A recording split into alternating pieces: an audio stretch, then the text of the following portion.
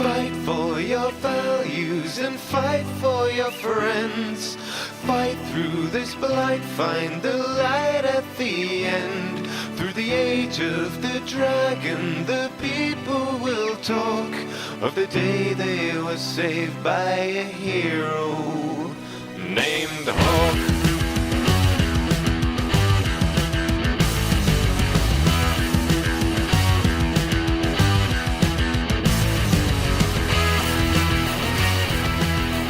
You're listening to Reignite, a podcast about listening to your weird uncle tell you stories at sword point.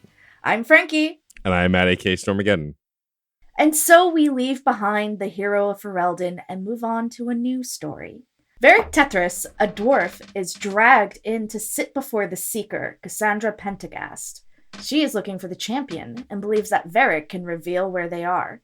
Sit back and attend the tale of the champion of Kirkwall. I love story time. Story time with your Uncle Varric is the best time. It is. Yeah, he's not my Uncle Varric because I think he's too attractive to be, it'd get creepy. That's fair. That's fair. It would get creepy. I get it. Otherwise. It's all that chest hair. It's funny. Anytime, this is a tangent, Jeff and I record Fun and Games and he's in his sound booth. He sometimes is wearing a tank top because it gets really warm and he's got red chest hair. And so I just call it his Varric look, which is like, I don't understand this, but I know Sarah will because she's played Inquisition. How do you get any work done with Jeff just showing off all the time? It's really distracting. God, but I would never be able to do anything. I know. We work really hard. It's tough. So yeah, we're in season 6. This is episode 1 of season 6. Wild. Hell yeah, baby. And moving on to what I assume will still continue to be my favorite Dragon Age game in the series, which has already enraged at least half of our audience, and that's fine. It's the anger that I feel towards people who don't love this game the way I love this game.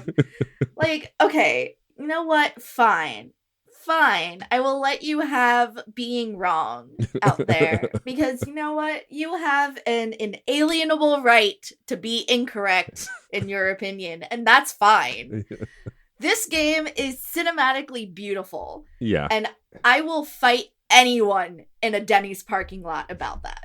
It's also immediately graphically more impressive than the first game too. Like the people look like people. They made Flemeth hot. We'll get to that. We'll get to that.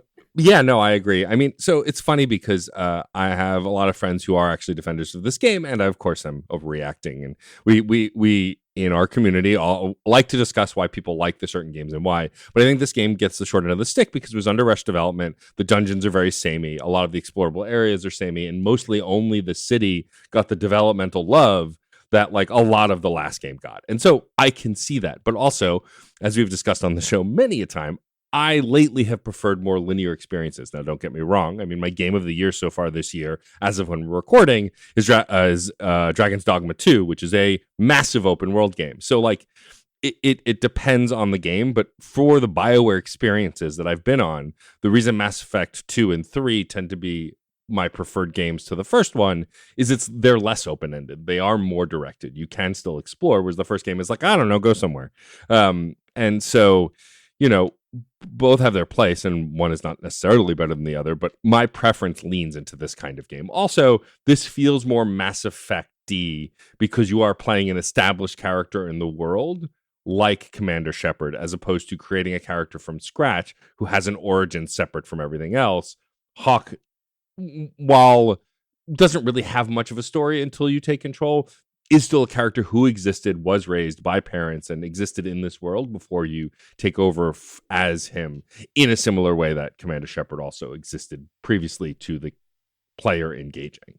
Right. And also, you have to think about it as this isn't entirely linear. Like, it is in the sense that the story is moving in a direction and it's going to go in that direction no matter what. But you don't have the game telling you, okay, and now you do this, and now you do this. You have the game telling you, like, here's a list of things that you can do. So you can choose what you want to do, but you don't have to go out there and stumble across things necessarily. Yeah. Like that's still an option. That's still a thing you can do, but they're does end up being a list of like, hey, this is what's open to you right now. Yeah. I think that kind of direction is really helpful. And again, it depends on the game and what I'm in the mood for also. But I will safely say before we start to talk about our character designs that the couple of hours that I played this game, I enjoyed immensely more than most of the entire playthrough of Dragon Age Origins. And I agree. And it's not because that's a bad game, arguably. This game just, it interacts better. First of all, the combat is more active. It's less annoying on keyboard and mouse. I would still prefer controller, but also because, as we discussed in the last episode, I am playing a mage. I'm a ranged character. That's way easier to be in this game than a melee character trying to click on things and then moving around and not actually swinging your sword because you're in a tiny little circle of people and you can't hit anybody. Standing back from combat and being able to nuke people and then also attack with my staff is way easier to do. And we'll talk more about those mechanics as we get through the game. But I already can see that the PC controls will be annoying for different reasons, but not impossible to play. Yeah, and see, you still get to play a ranger, sort of. It's the same thing. It's fine. Anyway, why don't we talk about our character creation? So I think it's very funny that this game. As Frankie mentioned, the game starts with Cassandra interrogating Varric, and Varric does the classic scoundrel thing of telling a fake story before telling the real story. Can I just interject and say that I love this vehicle for the narrative? Yeah. Like I was saying, this game is cinematically dynamic. We see this character being dragged in by unfamiliar armored soldiers. And then there's this ephemeral nature to the introduction with wisps of smoke flowing in, as well as the darkness that completely surrounds Varric when he is sitting in this chair.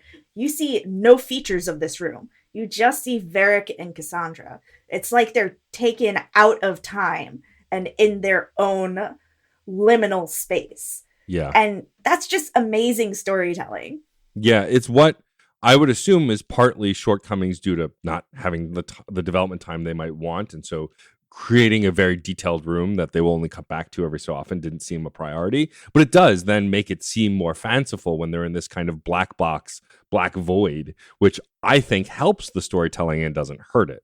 I absolutely agree. I think if they were in a place and time that we could identify, it would take me out of the storytelling. But because they are in this black void, you are focused on Varric and Cassandra and literally nothing else. And that's why I think that it's intentional. I don't think that this is due to rush development. I think this is an intentional choice. And can I just say, Cassandra stabbing through a book was way sexier than it should have been. Yeah, but she's not into you because BioWare is wrong. I know! How dare they? Why is this so sexy? Yeah, and then there is a ton of sexual tension between Cassandra and Varric, and that doesn't end anytime soon, but we'll get to that. So there's a false narrative start where we just play as Hawk, the default looking Hawk, male or female, and like you fight all these enemies, you're super powerful, you take on an ogre and obliterate it, and that's when Cassandra stabs the book and goes, "Tell the truth." And Varric, of course, then has to start his story over with the true beginning, and then we actually create our character. So, again, continuing to talk about how cinematically amazing this is. When Varric is telling this false story, the smoke flows in to build the battlefield. Yeah. And like you said, we have the all-powerful Hawk, who is a champion already, with their sibling fending off the hordes and hordes of Darkspawn. And then the thing that disrupts this scene is not necessarily Cassandra's, the thing that disrupts this scene is the scene going up in smoke. Yeah. So it's like a page is burning, which reinforces that this is a narrative. This is a story we're being told. Yeah. So even throughout the entire game, we have to remember that while we are playing as Hawk, we are playing the story of Hawk as told by Varric. Right. Yeah. So I love it. It's so smart, and I love everything about it. It's a great framework. And so after the story goes up in smoke, before we move on to the true story, we get to actually create our characters. And so I chose a mask presenting mage because I feel like it was the closest I could get to my look than with a femme presenting character. And Frankie chose a femme presenting rogue. Was rogue always what you were going to play, or had you considered warrior? Okay, you were always going to play rogue. I hate playing warrior. I love playing rogue because, as you were saying, the fighting is more active. It's just more interesting to look at now. Yeah. So even though there is this still element of button mashing almost, you're watching something interesting. So it doesn't feel like your character is just walking up to someone going, stab, stab, stab. There's no more auto attack. So like you still you have to focus the attack, but it's more interesting. There's flourishes, there's backflips. Like it's just cool to watch because you're imagining yourself in this character's shoes. So it makes you feel like you're doing these things. Your brain doesn't know the difference. No, it's true. And so we both created our characters. They will be featured in the show art, I'm sure, if Case does what he usually does. But we will also tweet out a good shot of each of our characters so y'all can see. I thought I did a pretty good job this time. I think so. It's not perfect. They don't have quite the hairstyle I would prefer, but I got as close as I could. And what I will always be sad is that these games never have the right blue for your hair in these games. It drives me crazy. I went with like close to my natural color hair, and like if I can't have shave size, what would my hair look like? Right, that's basically what I did too. Yeah, I tried to imagine myself within these parameters, and I think I did a good job as well. Yeah, like, I mean, facially, the character looks at you. I think part of the problem also is that we are both glasses wearers, and you can't wear glasses in these games ever. That always does it. And so, like, our faces are like, yeah, that mostly looks like my face. If something wasn't blocking half, like a third of it or quarter of it. Yeah. Do you remember a time when we weren't glasses wearers 24/7? I mean, I do. It was a very long time ago. But I do wish more fantasy and sci-fi games would let the characters wear glasses. But that's neither here nor there. I guess Mass Effect, there are no fat people and everyone has perfect eyesight. Yeah. Just all society's problems are fixed. No one with disabilities, no one with bad eyesight, no one who's fat, like nothing. No diversity of people. Anyway, enough preaching for now. We'll get to more of that later. But yeah, so we create our characters, and then we are thrust into this scene where Hawk and their family is running from the horde of Darkspawn during the Blight. And it takes... What I love about this is how it wraps into the story of the first game is it gives a brief summary of like the inciting events of the first game, and then pivots towards the destruction of what's the first town? The name of the first town? Lothering.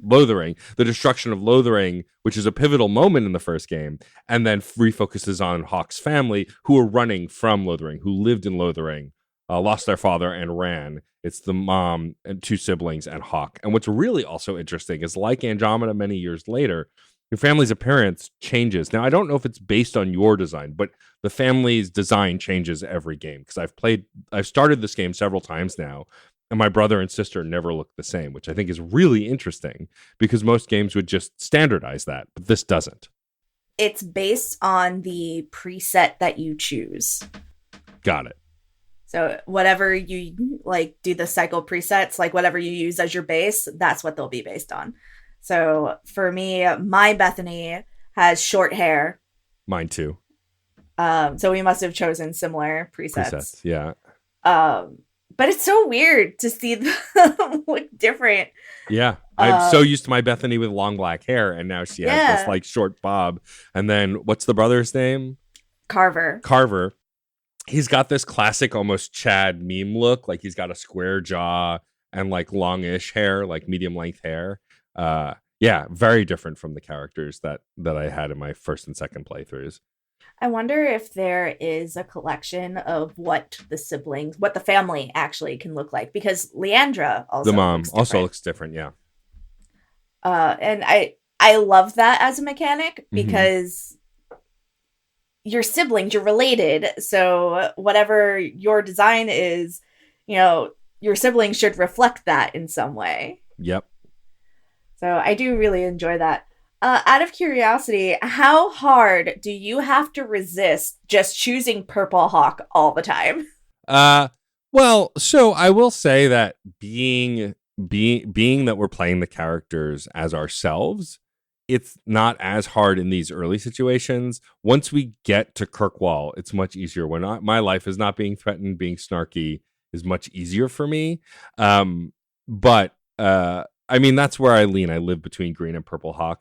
When I played the game the first time as my Fem Hawk, when I played through the whole game for the first time, I absolutely lived in Purple. I was Purple Hawk. Purple Hawk is the best Hawk, I have to say. I mean, I do like the way in which sarcasm and humor bleeds into this game way more strongly than the first game. It does exist in the first game, but I think they leaned into something that they did more naturally in Mass Effect. You know, Yeah. Shepard was much easier for Shepard to be snarky, especially because Shepard was basically a superhero, and Hawk is also basically a superhero. The champion also becomes one. The champion of Ferelden, the hero of Ferelden. The hero of Ferelden. Get the title right, Matt. Yeah. We're professionals. Okay. Well, you're a professional. But like playing as the hero of Ferelden, like all the inexperience and constant threat of danger, it feels like it makes less sense. But the stakes, at least initially in Dragon Age 2, are so much lower once you're in Kirkwall that being a smartass just feels right. Yeah.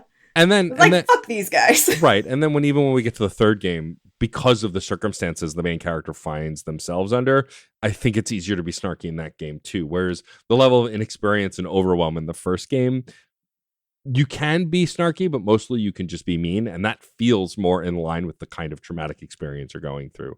And we'll get to that here. Don't worry, there's plenty of trauma in this game too. I found myself choosing a mix of things. Like every once in a while, I was like, yeah, purple makes sense, but I've also chosen red, I've chosen blue. So it depends. But it does have a little bit of that Mass Effect problem of, I chose this, but that wasn't what I thought you were going to say. Yeah, the preview lines don't match up with the actual dialogue as closely as the way we infer. And I think part of that is inference works differently for different people, and what I'm inferring from that line isn't necessarily what the writers are inferring from that line, which again is a problem we ran into Mass Effect many times. Not so much game breakingly, but like enough that we'd be like, I wouldn't have chosen that option if I knew that's what I was going to say. But yeah, it is what it is. It be what it be. Let's talk about our girl, love of our lives, Aveline. Yes. So we encounter Aveline. The whole family is still together at this point. Spoilers, I guess. We're wandering with our family. We're trying to escape, and we run into Aveline and Wesley, her partner, as they are also trying to escape the horde of the Blight. And Wesley is a Templar, and I am a mage, and my sister is a mage. You are not a mage, but your sister is as well. And there's an immediately conflict of tone, even though Wesley is clearly gravely injured. Aveline won't abandon him. But when we encounter them, he is clearly not dying enough to not start to want to kill the mages. And we kind of like make him slow his roll after we've rescued them. Like, he does get very like, the chant dictates. And Aveline's like, sweetie. Yeah, please. They saved our lives. Leave them be. And he does understands. And he does come out of it pretty quick. He's like, no, you're right. I'm sorry. And like, I appreciate that. I think it's more realistic, right? To lean into your indoctrination, for lack of a better term, just because it's a crutch. It's easy when you have faith to lean on it. That's kind of the purpose of faith, for better or for worse. And so he leans into it so quickly to protect himself. And then Aveline's like, maybe slow your roll. And he's like, oh, yeah, I guess you're right. It felt like a realistic interaction to me. Yeah. I don't know if you have an opportunity to say, like, how you feel about him being a Templar or anything like that, but one of the things that I get to say is, so long as you know I stand with Bethany. Like, you come for my sister, I will fuck you up, basically. Yeah, I mean, I get to pretty much be on the defensive and just say, there's no reason why we can get along as long as you don't mess with me and my sister. Because we all need to get out of here, and it'll take every one of us to do it. Yeah. South or die. Yeah. And I never noticed before how fucking useless Wesley is as Very. we move along. Correct. Because, I get it, you're dying, but you could, hold a sword and maybe make sure that my mother doesn't die. Yeah, I feel like our mom would be more useful at this point than he would. At least hold a sword and keep her behind you. It is at this point that we have a full party now. Well, you have a full party. I have 2 mages and 2 warriors, which, not helpful. And it is further enraging by the fact that we get to while fighting our way through, get to a chest that then prompts you should use a rogue to unlock this. And I look at the game and go, motherfucker, I don't have one. You didn't give me one. Yeah, it doesn't make sense. I really wish that they had made Carver a rogue. Yeah, or at least they should have this, because this is meant to be a tutorial moment that rogues can unlock chests. This should happen once you've met up with Varric later, because which we'll get to, because he's a rogue. It just doesn't make sense, because if you don't pick a rogue like me, you're SOL here. Whoops-a-doodle. Yeah. What was in that chest anyway? I don't fucking know.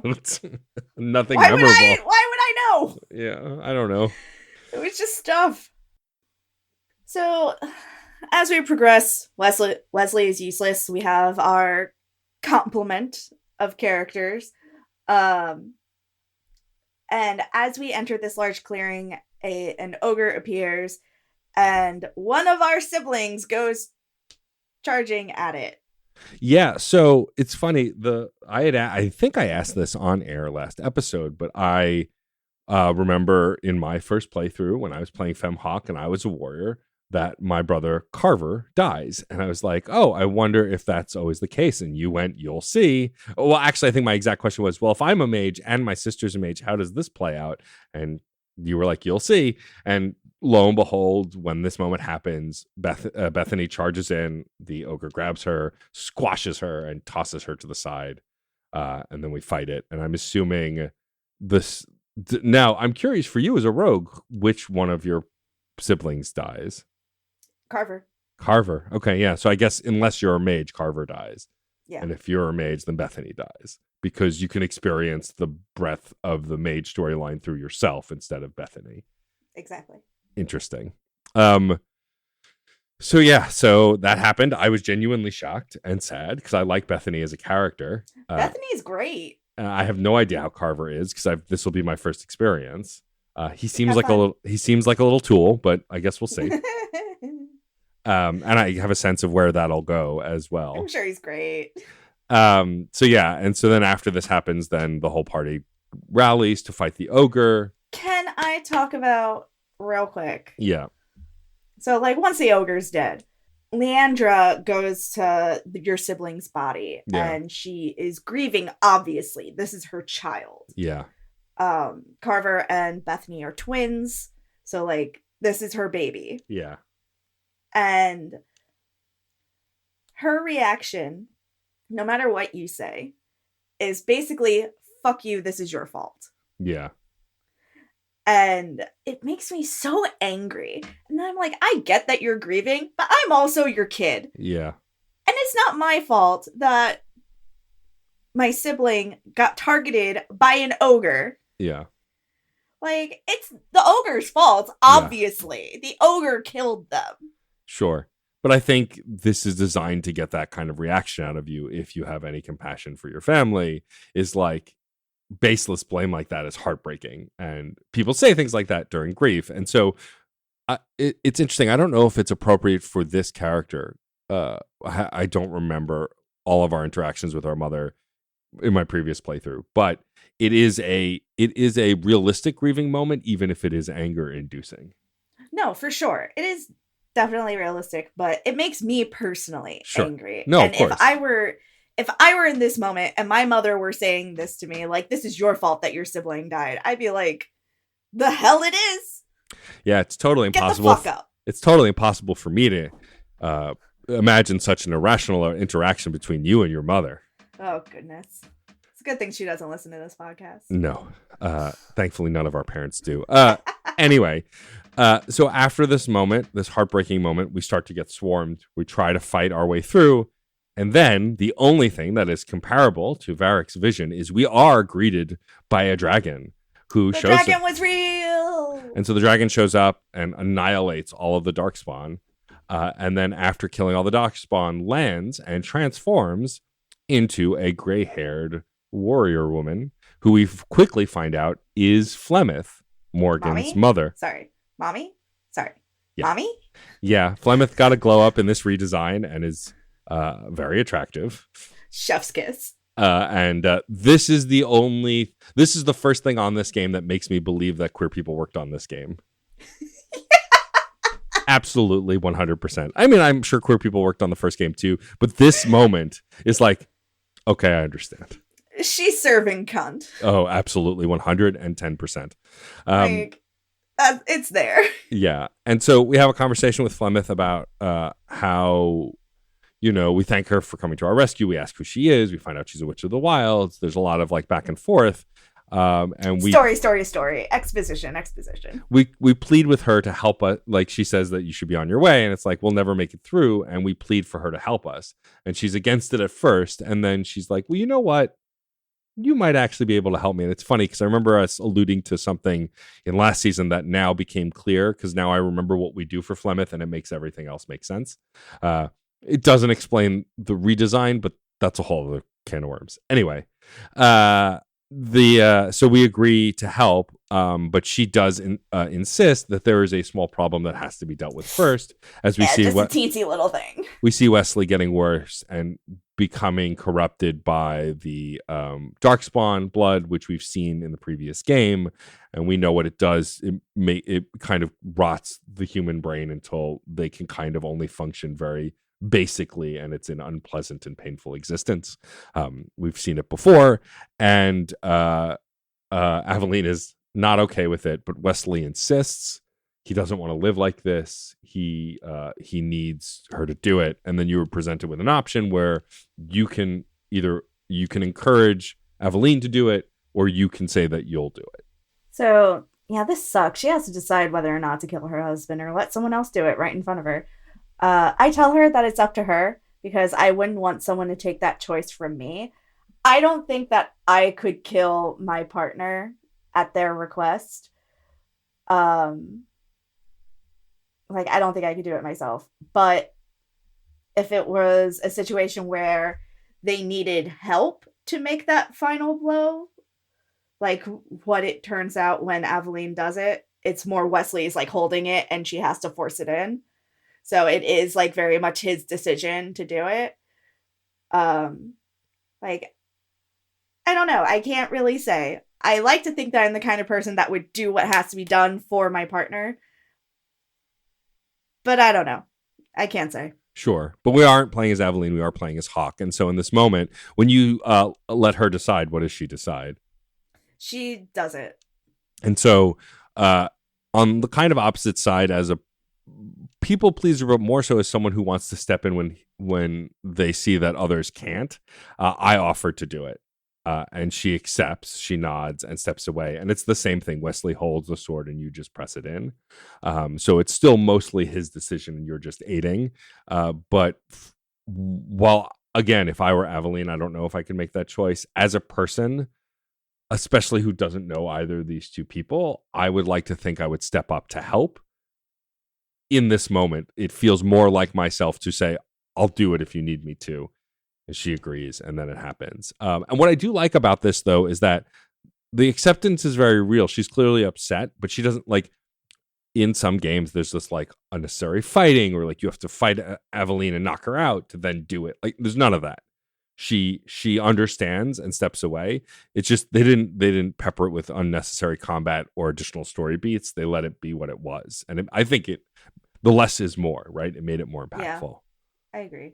And it gets no easier from there. No. And so after we do this, we cut back to Varric and Cassandra. And Cassandra's like, if you tell me they flew all the way to Kirkwall on a dragon's back, I'm stabbing you. Which I just think is very funny. And he's like, no, she flew them to the docks so they could get on a boat. And which they do. And they show us sailing to Kirkwall. And then we get a cutaway, one of many, of kind of very artistic, like hand-drawn iterations, almost as if on a map of these places and things. And Varric describes what Kirkwall is and what's been going on in Kirkwall. It's my belief that these are pages from the book that he wrote about the champion. Right. And he's using them to what's the word that I'm looking for? He's using them to add to the story that he's telling, to add an additional layer of well, I wrote this for the public, but here is what happened. And using the illustrations to kind of carry it along. Yeah, this is reminding me of something that I will talk about with you off air because I don't want to spoil the next game. But very funny realization about this dynamic and the book specifically. But we'll get back to that. Yeah, and so then it cuts to Kirkwall, us arriving on the ship. This really great shot of the boat and everyone below decks as they are crammed together trying to get there. Gives us a sense of what it's like to be a refugee. And then they arrive in Kirkwall to, of course, find out that the Templars aren't letting anyone in. That apparently because Kirkwall is in the middle of the ocean somewhere and has very high walls and is kind of unreachable by anything but boat, it is pretty much unaffected by the blight. Not completely unaffected, but mostly unaffected by the events of the blight. But as we arrive, we find out that people have been arriving from Ferelden for weeks, months, and the town is full. And it's where we plead that we have a relative, our Uncle Gamlin, who should be here and should be able to help us. We own an estate here. We're noble people here. Our mother left to go marry her husband, but we should have an estate here. Can you go get him? As we're pleading, there are thugs. We're asking to speak to the manager. Pretty much. There are thugs who also want to get in who were there before us and take offense that we're cutting the line. One of them definitely looks tainted, by the way. Yes, correct. I'm I don't want you in this city. So anyway, a fight breaks out. We help the Templar whose name escapes me at the moment. He's not a Templar. He's just a knight. He's just a knight. He's just a guard. One of the guards, we help him fight them off. And then after the struggle, he agrees, look, I can't let you in, but I can go find Gamlin. I don't know how long it'll take, but I'll go find him. And what I love about this game, and this is the first of many moments of it, a lot of other games when you have to wait, because I think they said they've been waiting for 3 or 4 days when it cuts back. Yeah.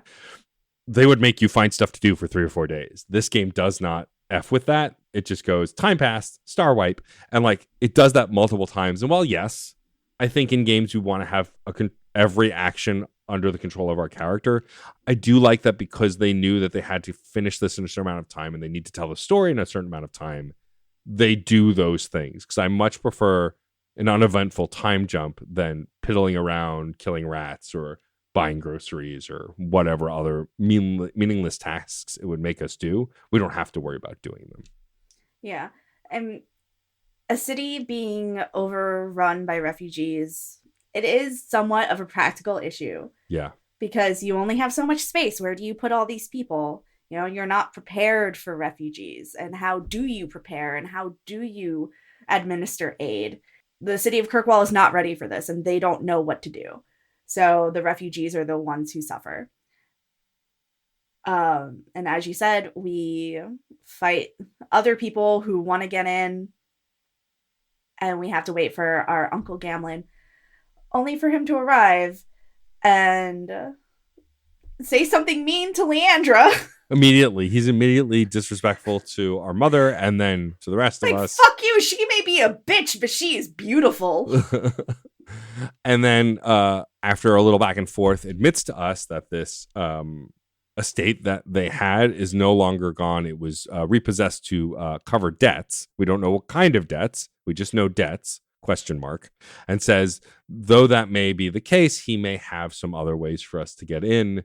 There are 2 different groups that are looking for some muscle that if we help might be able to front the coin to get us in the gate because bribery is the only way. And then we pay off the debt for a year. Yeah. And so what happens is we are presented with 2 options. Mirren, the head of the Iron Mercenaries, and then I can't remember the smuggler's name. I didn't write it down.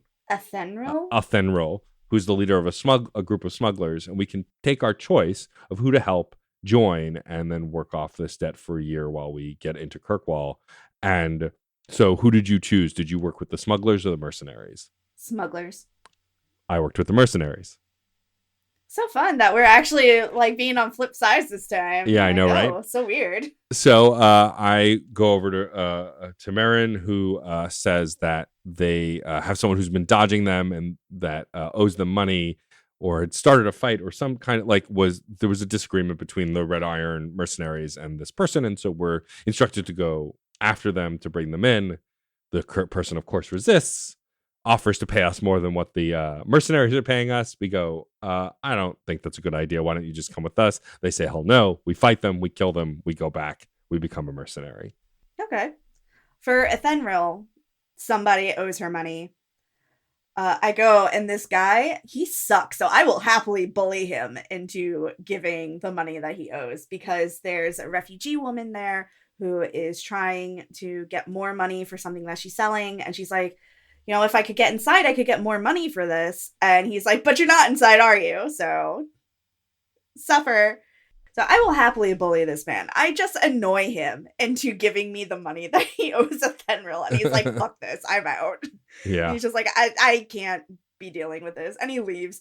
So I get the money, I give it to Ethenril, and woo, we're in. And we leveled up. Yep. And then it jumps to a year later, where it shows us and our sibling talking to each other as we're walking over to a dwarf who seems quite perturbed. And I believe is voiced by John DiMaggio, Bender himself. Before you continue that. Yes.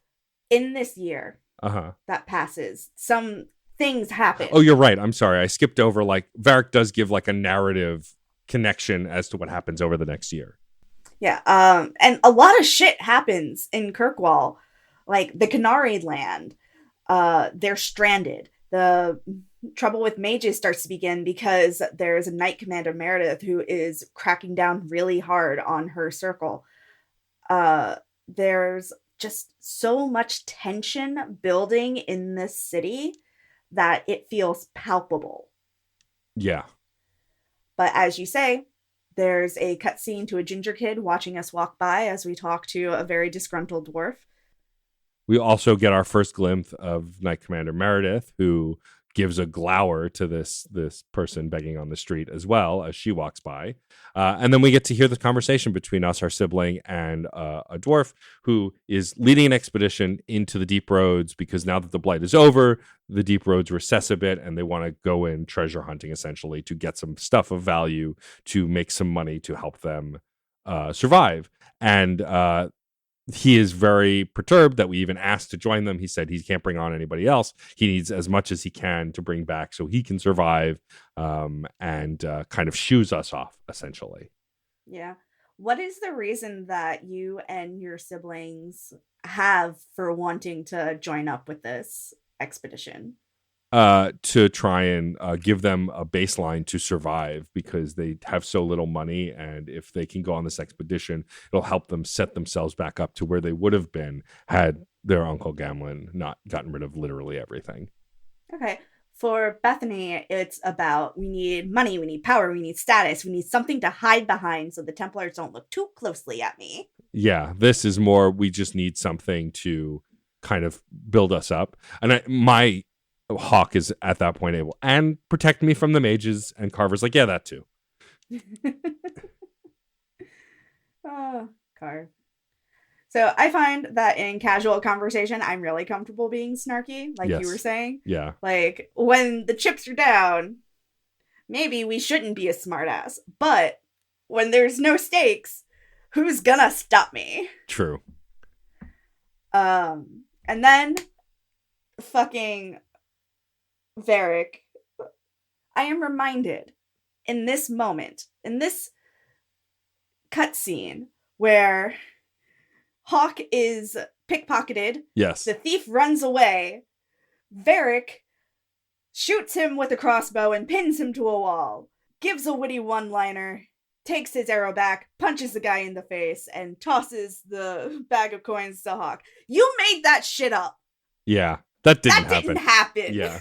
It's funny. I hadn't it hadn't occurred to me because you get so wrapped up in playing the game that you forget that it's a story. That yes, I think every time Varric has a flourish, some of them are for sure true. He is very skilled, but that one is definitely a fantasy that he created just to make himself look awesome on how we met. When I'm sure more than likely Absolutely. he just bumped into us after talking to his brother. But still, makes for a good story. Like, I love Varric so much.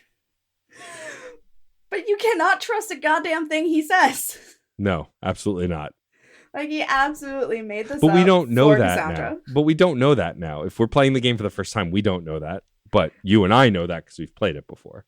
I think you still know that if you're playing this game for the first time, because if you are adept in media analysis and literacy, then you can infer that. I think this is too early. I think the later stuff that he does, by then you can go, oh, I see what's happening here. I think this might be a little too early because you're like, you don't really have a sense of Varric's character yet, other than these short interactions. That's fair. But okay, I give you that. But I will say that for sure before the end of the game, if you're paying attention, you'll be like, wait a minute, Varric did what? I don't know about that. Exactly. But after a conversation with Varric, so it turns out that the person leading the expedition is Varric's brother, and Varric makes it clear that he doesn't want more employees or people tagging along. He wants a partner, and if we can raise 50 gold, we can be his partner. And I'm like, excuse me, if I had 50 gold, I wouldn't need to go on this expedition. What are you talking about? I know. I was just like, this is your plan for me to find money elsewhere. And then he reinforces that there's stuff that needs doing all over Kirkwall, and people are always looking for a helping hand. And if we work hard, we might be able to grab that money pretty quickly. And then we will find way more than that in the expedition if we go. Yeah, and that's it. And with that, Varric is part of our party. He joins with us, our squad. And he says after that, also, if I'm not with you, you can come see me at the Hanged Man, and we have some stuff to discuss, so you should, which is a nice hint, come have a character conversation. And then also Carver mentions to me, we should also go back to the house and inform Gamlin and Mom of this and see like if they have any resources of people we can talk to for acquiring the coin as well. And then it ends here. We can save and we wrap up here. And so that's it for episode 1, a pretty fast-paced and interesting start to one of my favorite Dragon Age games, one of my favorite BioWare games, honestly. And I'm very excited to be playing this game for the show because I think it's going to move faster. I am a little worried about getting to the next game, but that's a whole other can of worms. But I will say, based on our experience with the last game, I think this is going to be the easiest one in the trilogy to map, have guests on, and actually move through. Just because it is more streamlined and it is more linear than the other games, even though you do still have choices. Yes, I agree. Okay, great. So our next episode is going to be an exploration of Kirkwall as Act 1 opens. We're going to meet some new companions. We're going to set the stage for what comes next. Maybe we'll handle some side quests. We'll see what's going on. But probably next episode is just getting our bearings in a new setting in a new place. If you like what you heard here, don't forget to follow us on social media. We're at ReignitePod on Twitter, Blue Sky, Tumblr, Instagram, Facebook.com/ReignitePod, or you can send us an email at reignitepod@gmail.com. Especially do that if you are a person who likes to talk about Dragon Age, because we're going to be bringing on guests this season. That's the plan. Make yourself known to us. You can also find us on Twitter at FrankieBWrites and at DJ_Stormageddon. Also on Blue Sky, where Frankie B writes and DJ Stormageddon. No pesky underscore to mess you up over there. Please rate and review and subscribe on your favorite podcatcher. It helps us get seen so other folks can find us. You can rate and review on a variety of platforms. We also link down in the show notes to those platforms to make it incredibly easy for you to rate and review. And that way, when folks like Google or search in their podcast app Dragon Age 2, we'll pop up to the top of the list. So please go ahead and do that. Like magic. Anyway, we're members of the Certain Point of View Network. Visit certainpov.com to find more nerdy podcasts, each with a unique point of view. You can also find a permanent invite link to our Discord server on the website and in our show notes. Come on and join the conversation.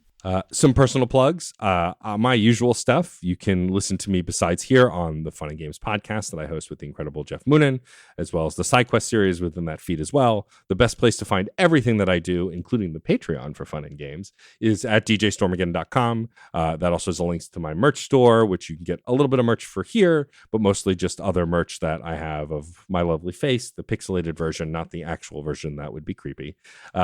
But also check out all my social media and everything else there. It's kind of a one-stop shop for all of that stuff. Again, djstormageddon.com. Now I can't stop thinking about getting a Hawaiian shirt with like pictures of your face on it. I mean, I have one with pictures of my dog on it, so it's possible. I just want one of you. I mean, like I said, I think you can get that if it's a thing you would really like to have. It would creep me out, but you do you. But what if we both got one of each other? Oh my God. Bestie. When you're back in the States and we can go to conventions together, we'll consider it. Yes. Anyway, for me, nothing new. So feel free to drop me a couple of bucks on Venmo if you like the stuff I do. I'm at Frankie Brad is hella rad. Papa needs a new computer desk. So help Papa get that. Yes. We'd like to thank Case Aiken for developing some awesome shirt designs that you can find at certainpov.com or on the Certain POV Teespring. Also, thanks to Case for designing each episode's individual episode art. We are grateful for it. We'd also like to thank Red Spinks for our Dragon Age inspired logo. To see more of his art, follow at Chaos Does Art on Instagram. And of course, thank you to the incredible Miracle of Sound for letting us use the song Age of the Dragon, which is our new theme music. And lastly, thank you for listening. I'm Frankie. And I am Matt, aka Stormageddon. And remember, all Templars are bastards. Fight for your values and fight for your friends. Fight through this blight, find the light at the end. Through the age of the dragon, the people will talk of the day they were saved by a hero named Hawk.